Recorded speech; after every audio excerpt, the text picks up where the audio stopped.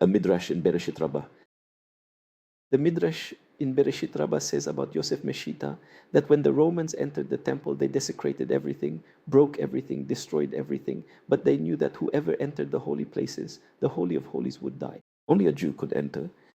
They looked for a renegade Jew, a wicked Jew, a corrupt Jew, a bad Jew. They found a man, Yosef Meshita, who was a Hellenizer. He was wicked, he did wrong, he was not good.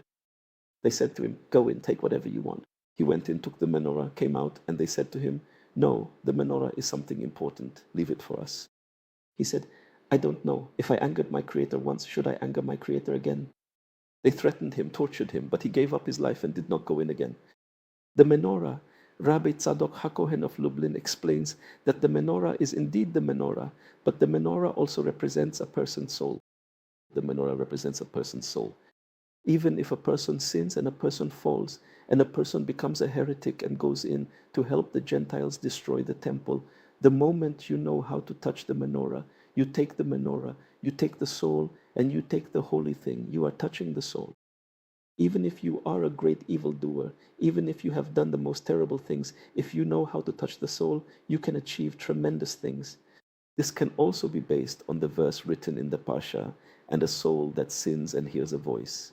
And a soul that sins, even if the soul sins and reaches the gravest things and commits the most severe transgressions, there are people who reach the most serious matters and hears a voice.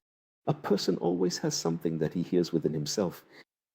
Even when you are about to commit a transgression, you hear inside yourself and hears a voice. There is some inner voice that tells a person to be careful. There is some inner voice that tells a person not to commit the transgression, that you are doing something wrong. The evil inclination is strong, and when a person overcomes the evil inclination, no one sins unless a spirit of folly enters him, but he heard a voice. There is some inner voice that tells you not to do it. A person wants to play music, there is an inner voice that tells him not to do it. A person wants to commit some transgression, there is an inner voice that tells him not to do it.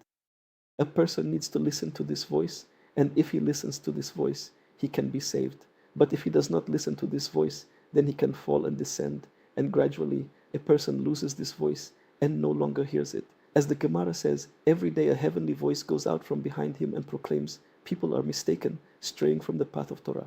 And a person who no longer hears this voice, whose heart has already become sealed, closed off, is immersed in the desires of life, is surrounded by all the justifications of life, that he is right, and all the things around him, and he has all the proofs that he is right, all the proofs, then know that you are no longer hearing this voice, and you are losing this voice. And the moment you lose this voice, you deteriorate into the most severe, difficult, and evil things there are.